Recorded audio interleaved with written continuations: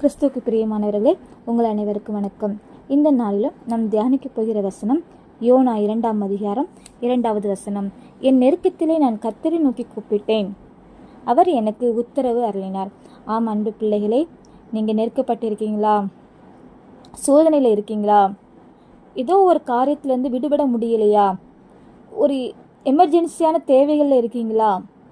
ஏதோ நெருக்கம், அங்கே இங்கே அசைய முடியாதபடி, ஒரு விடுதலையாக முடியாதபடி, அப்படி ஒரு எந்த சூழ்நிலையில் நெருக்கப்பட்டிருக்கீங்களா? பயப்படாதீங்க. இந்த நெருக்கத்தில் நீங்கள் கர்த்தரை நோக்கி என்ன செய்யுங்க? கூப்பிடுங்க. கர்த்தரை நோக்கி, ஏசப்பா எனக்கு இந்த நெருக்கத்திலேருந்து விடுதலை கொடுங்கன்னு சொல்லி ஒரு வார்த்தை நீங்கள் கூப்பிடுங்க. அது கிறிஸ்தவங்க பிள்ளைகளாக இருக்கலாம், கிறிஸ்தவங்க அல்லாதவர்களாக இருக்கலாம், யாராக இருந்தாலும் ஒரு பிரச்சனை இல்லை. ஏசப்பான்னு சொல்லி நீங்கள் கூப்பிட்டீங்கன்னா அவர் நிச்சயமாக நினைச்சுவார். உங்களுக்கு அதுலேருந்து ஒரு விடுதலை நினைச்சுவார். கண்டிப்பாக உங்களுக்கு நினைச்சுவார், தருவார் அன்பு பிள்ளைகளே.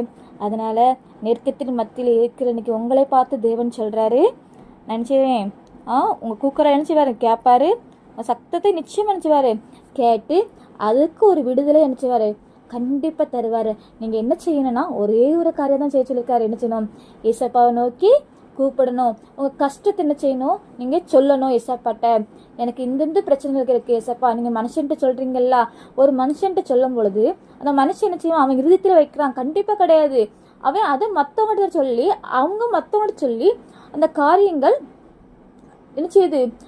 பரவதான் செய்ய தவிர உங்களுக்கான ஒரு தீர்வு நிச்சயம் என்ன செய்யாது? கிடைக்காது. ஆனால் அந்த காரியத்தை நீங்கள் ஏசப்பா இடத்துல மட்டும் சொல்லும் பொழுது அவர் உங்களுக்கு என்ன செய்வார்? யார்ட்டையுமே அவர் என்ன செய்ய மாட்டார்? சொல்ல மாட்டாரு. நீங்கள் நெருக்கத்தில் இருக்கிற அந்த பாடுகள்லேருந்து உங்களுக்கு விடுதலை யார் தான் தர முடியும்? ஏசப்பா தான் தர முடியும். அன்பு பிள்ளைகளே, நெருக்கத்தில் இருக்கீங்களா? கண்டிப்பாக அவர் உங்களுக்கு என்ன செய்வார்? விடுதலை தருவார். ஒரே ஒரு காரியத்தை செய்யுங்க, ஆண்டவரை நோக்கி ஏசப்பா எனக்கு விடுதலை தாங்க மட்டும் கேளுங்க. நிச்சயம் அவர் விடுதலை வல்லவராக இருக்கிறார். ஆம் பிரியமானவர்களே, இந்த வசனத்தை கேட்கிறவங்க மாத்திரமல்ல, நடக்கிறவங்களாக இருங்க. தேவன் உங்களை ஆசீர்வதிப்பாராக. ஆமென்.